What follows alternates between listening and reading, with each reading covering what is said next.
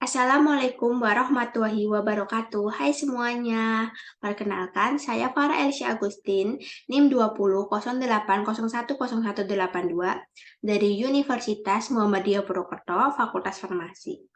Di sini saya akan memenuhi tugas formulasi sediaan steril dari Ibu Kurnia dengan judul Wadah Sediaan Steril. Pasti dari teman-teman tidak asing mendengar kalimat wadah atau kemasan, di mana dalam kehidupan sehari-hari pasti kita jumpai. Nah, dari teman-teman sudah tahu belum kalau wadah yang sering kita gunakan apakah sudah aman atau belum? Dalam industri farmasi, wadah sediaan obat itu harus steril dari mikroba, zat pirogen, agar obat di dalam kemasan aman sampai ke tangan pasien tanpa menimbulkan efek yang membahayakan.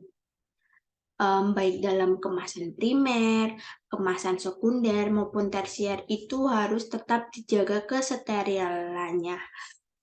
Apalagi kalau itu obat kayak parenteral, kayak gitu tuh emang harus steril. Karena itu langsung ke pembuluh darah, disuntikan langsung ke pembuluh darah.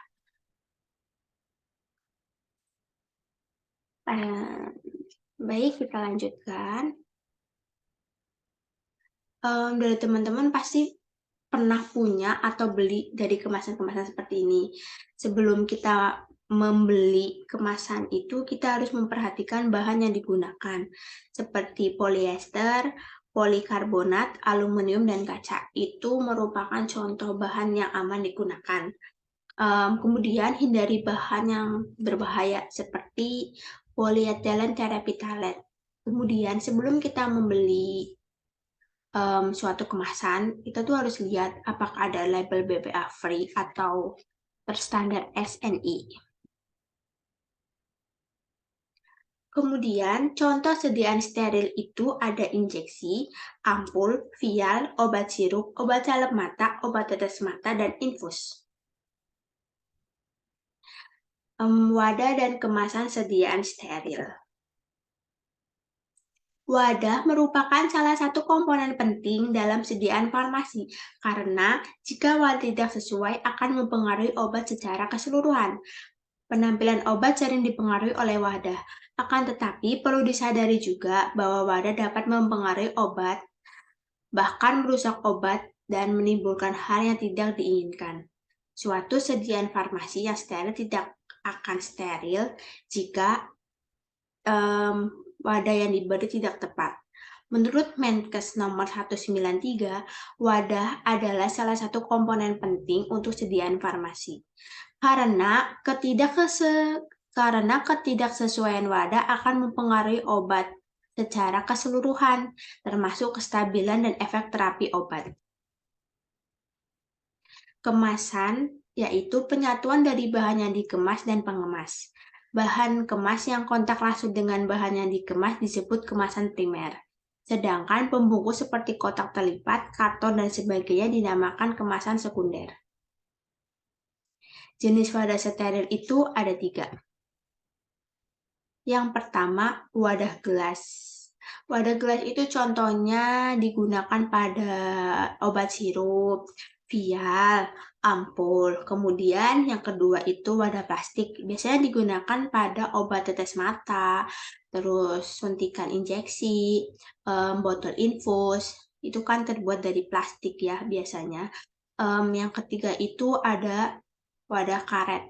Biasanya kalau wadah karet itu digunain buat penutup karet vial aja gitu, atau enggak digunain buat pipet obat anak yang bagian atasnya.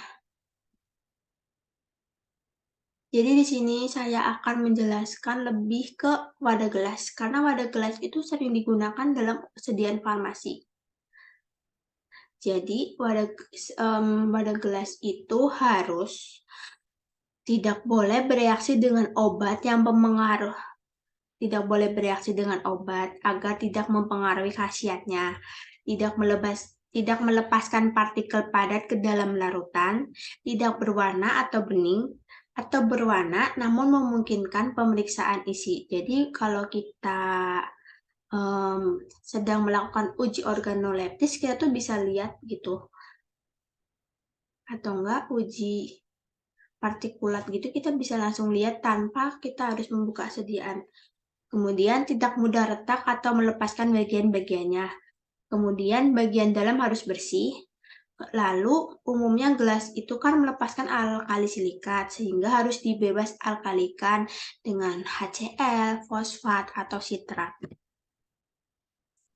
Komposisi gelas itu tersusun dari pasir atau silika yang hampir murni, soda abu atau natrium karbonat, batu kapur atau kalsium karbonat, dan culet atau pecahan gelas yang dicampur dengan batch pembuatan dan berfungsi sebagai bahan penyatu untuk seluruh campuran.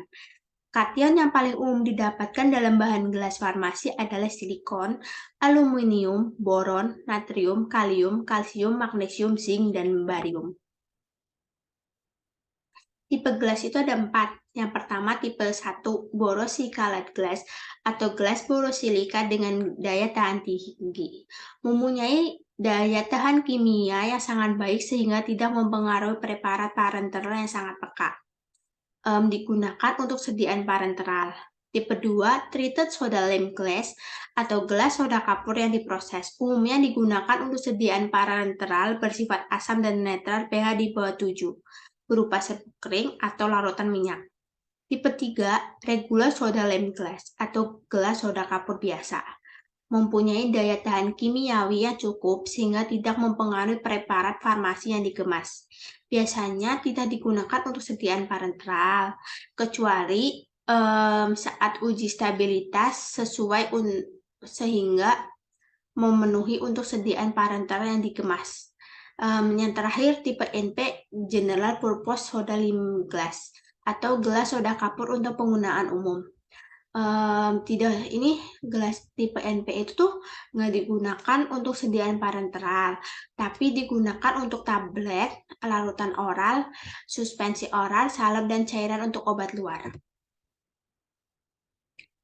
Keuntungan dari wadah gelas itu mudah disterilkan dengan panas, baik sterilisasi dengan autoclave atau sterilisasi dengan oven.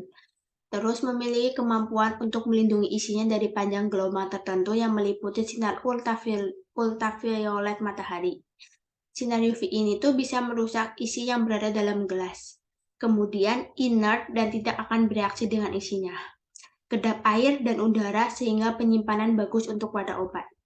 Transparan sehingga isinya dapat dilihat tanpa membukanya. Kemudian untuk kerugiannya itu produksinya mahal, rapuh, dan relatif berat.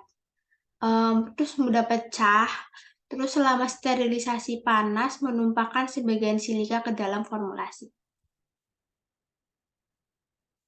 Begitu penjelasan yang dapat saya sampaikan mengenai wadah sediaan steril. Selebihnya saya mohon maaf jika materi yang saya sampaikan kurang tepat atau terdapat kalimat-kalimat yang kurang tepat. Terima kasih. Wassalamualaikum warahmatullahi wabarakatuh.